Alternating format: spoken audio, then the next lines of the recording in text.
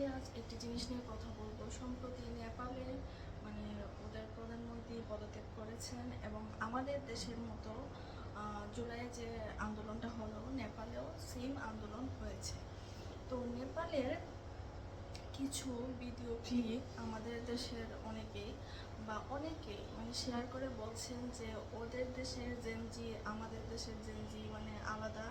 মানে আমাদের দেশের তো অনেক মানুষ গণভবনে গিয়ে লুটপাট করেছে, আর ওদের দেশে গণভবনে কোনো ধরনের লুটপাট হয়নি, ওরা শুধু আন্দোলন করেছে। এই মানে অনেক কিছু।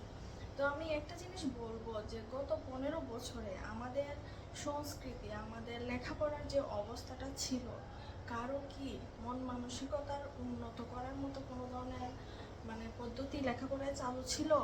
এই যে সরকার মানে ফেসিস্ট সরকার মানে যে রকমের সিলেবাসটা তৈরি করেছিল ওটার মধ্যে শেখ মুজিবুর রহমান ছাড়া আর কোনো ধরনের কোনো কিছুই ছিল না।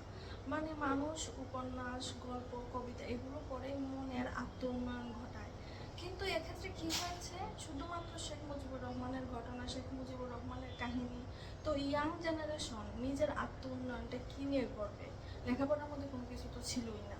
তার উপর সিলেবাসের একটার পর একটা পরিবর্তন, কারিকুলাম পরিবর্তন, মানে মানুষ অতিষ্ঠ।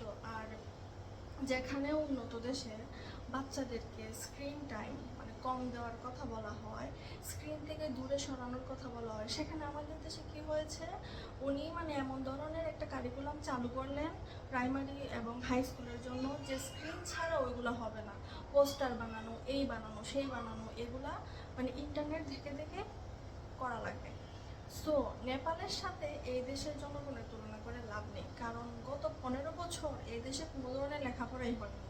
শুধুমাত্র মানুষ এক্সাম দিছে আর পাশ করছে, এটা ছাড়া আর কোনো ধরনের কিছু হয়নি। কারণ যখন ক্লাস 4-এর 5-এর যাই আপনি যদি বই খুলেন, সামাজিক বিজ্ঞান বই খুলেন, বাংলা বই খুলেন, একই কাহিনী। শেখ মুজিবুর রহমানের কবিতা, শেখ মুজিবুর রহমানের উপন্যাস, শেখ মুজিবুর রহমানের কাহিনী।